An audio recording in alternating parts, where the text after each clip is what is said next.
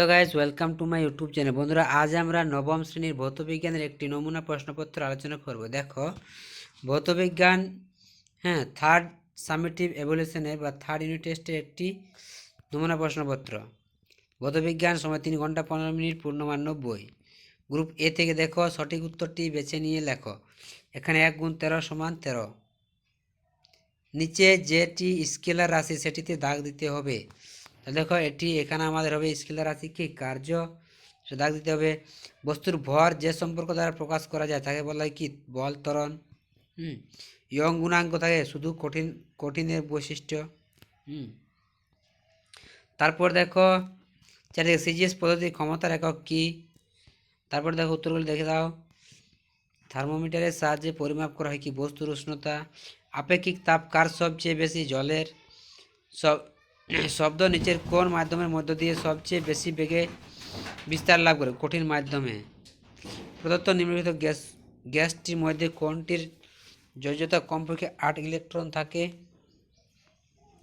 এটা হবে option D. কোনটি এসটিপিতে 11.2 লিটার আয়তন ধারণ করে, অপশান সি। এরপর দেখো পরে, কোনটি আম্লিক অক্সাইড, এটা হবে CO2।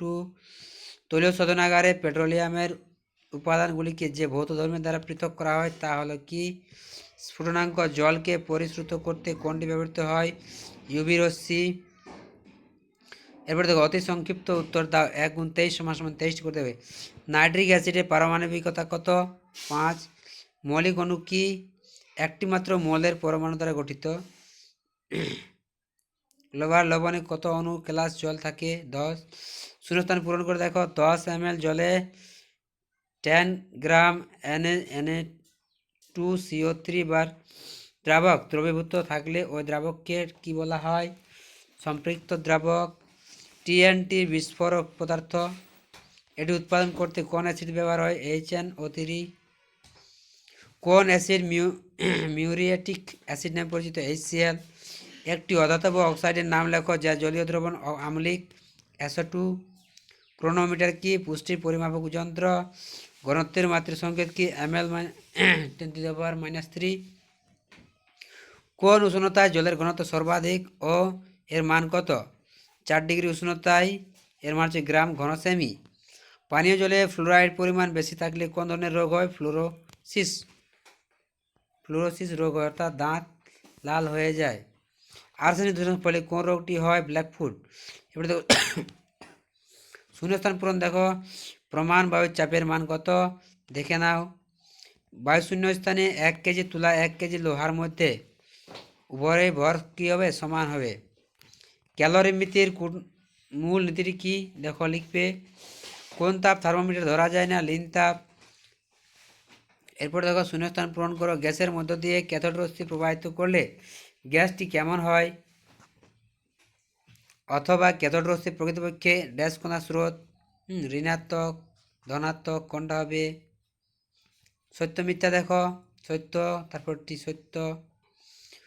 কোন গতিসূত্রের সাহায্যে রকেট উৎক্ষেপণ করা হয়, রৈখিক ভরবেগ। দুটি ভেক্টর রাশির গুণফলের তৈরি একটি স্কেলার রাশির নাম কার্য। অশ্বক্ষমতা ও ওয়াটের মধ্যে পার্থক্য সম্পর্ক কি, অশ্বক্ষমতা সমান 746 ওয়াট। অথবা জেএস কোন রাশির একক ক্ষমতা। শ্রুতিগোচর শব্দের কম্পাঙ্ক সীমা কত, 20 থেকে 20,000। এরপরে একটি স্তম্ভ মিলা দেওয়া আছে এখানে, দেখে না স্তম্ভ মিলাটা। এরপর দেখো গ্রুপ সিতে 2 থেকে 2 গুণিত 15 সমান 30 নম্বর। দেখো, একক বিহীন রাশি কাকে বলে, উদাহরণ দাও। সান্দ্রবল কি কি বিষয়ের উপর নির্ভর করে, দ্রুতগামী ট্রেনের পাশে দাঁড়ালে বিপজ্জনক কেন, স্থির অবস্থা থেকে সমতরণে গতিশীল কণার গতিবেগ সমালে লেখচিত্রটি ছবি আঁকো। সমতরণে গতিশীল একটি কণার প্রাথমিক বেগ ইউটি, সময়ের পর ভি, অর্ধ সময়ে ইউটি কণার বেগ কত হবে। বস্তুতে বল প্রযুক্ত হলে কি কি অবস্থায় কোনো কার্য হয় না। তারপরে দেখো, যান্ত্রিক শক্তি কাকে বলে, যান্ত্রিক শক্তি সংরক্ষণের 3টি সংরক্ষণ নীতিটি লেখ। ক্যালোরিমিতির মূল নীতিটি প্রযোজ্য হয় না, উল্লেখ করো। কখন প্রযোজ্য হয় না, সেঁক দেওয়ার কাজে জল ব্যবহার করা হয় না কেন। সূর্য বিস্ফোরণ হলে তার শব্দ পৃথিবী শোনা যায় না কেন। ডাক্তারি ও পরিবহন ক্ষেত্রে শব্দের প্রতিফলনে দুটি ব্যবহারিক প্রয়োগের উল্লেখ করো। ক্লোরিনের পরমাণু ক্রমাঙ্ক 17 এবং একক ঋণাত্মক আধানযুক্ত ক্লোরিন Cl এর আয়ন ইলেকট্রন বিন্যাস উল্লেখ করো। তারপর দেখো একটি পরমাণু যোজ্যতা কক্ষ Ma 2 ইলেকট্রন আছে, তাহলে মৌলটির পরমাণু ক্রমাঙ্ক কত? একটি CO2 অণুর ভর কত? অথবা 4 গ্রাম মৌল অক্সিজেনের ভর ভর কত কত এবং প্রমাণ চাপ ও তার তাপমাত্রা ওই পরিমাণ অক্সিজেনের। আর তারপর দেখো এখানে প্রশ্ন হলো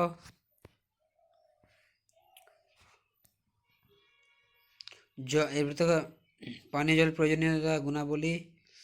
এরপর দেখো গ্রুপ ডি থেকে প্রশ্নগুলো দেখে নাও।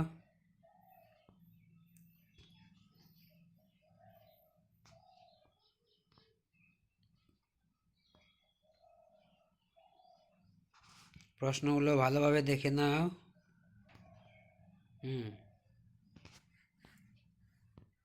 এটা হচ্ছে লাস্ট পেজ। তো বন্ধুরা, এই ছিল তোমাদের নবম শ্রেণীর 3rd ইউনিট টেস্টের ভৌতবিজ্ঞানের একটি নমুনা প্রশ্নপত্র।